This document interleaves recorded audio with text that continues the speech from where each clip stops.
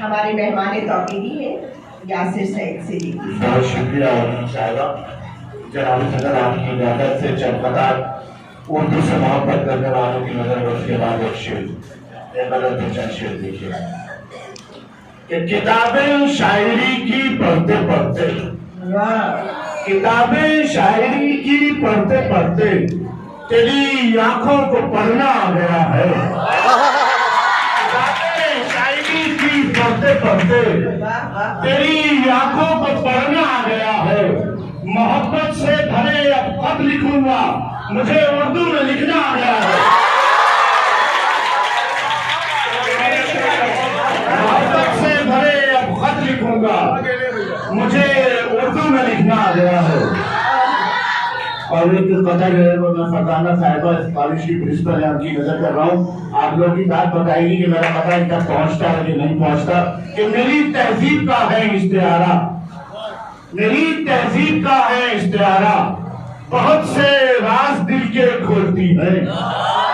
میری تہذیب کا ہے استعارہ، بہت سے راز دل کے کھولتی ہے، مزہ آتا ہے تجھ سے گفتگو میں، تیری آنکھیں بھی اردو بولتی ہیں،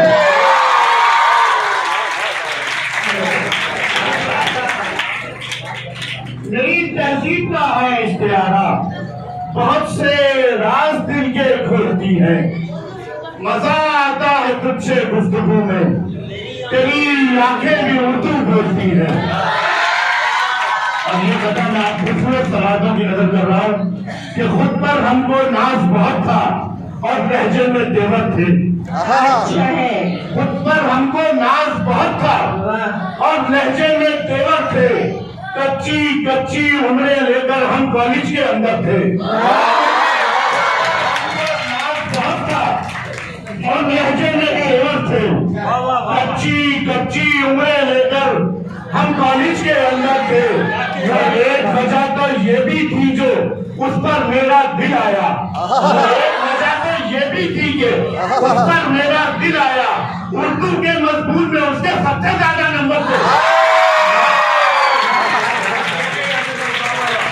ایک وجہ تو یہ بھی تھی کہ اس پر میرا دل آیا، اردو کے مضمون میں اس کے سب سے زیادہ نمبر تھے۔ ایک قطع اور دیکھیں کیونکہ درس بیٹھی ہیں تو ان کی نظر کر رہا ہوں یہ قطع کہ آنکھوں میں اس کے ایک سمندر ہے بے گراں، آنکھوں میں اس کے ایک سمندر ہے بے گراں، ڈوبے جو ایک بار تو بچنا محال ہے، آنکھوں میں اس کے ایک سمندر ہے بے گراں، ڈوبے جو ایک بار تو بچنا محال ہے، مہندی سے لکھ رہی تھی وہ اردو میں میرا نام، پھر اس کے بعد رنگ جو آیا کمل،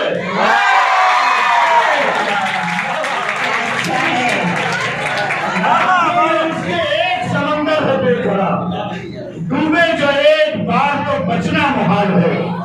مہندی سے لکھ رہی تھی وہ اردو میں میرا نام، پھر اس کے بعد رنگ جو آیا کمل۔ ایک قطع اور دیکھیے اس کے بعد پھر یہ غزل کے چند شعر دیکھیے گا۔ بہت شکریہ کہ وہ بھی کتنا نصیب والا ہے،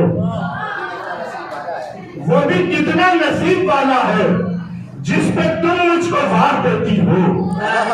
وہ بھی کتنا نصیب والا ہے جس پہ تم مجھ کو وار دیتی ہو، اب یہ خنجر کہاں سے لے آئی، تم تو لہجے سے مارا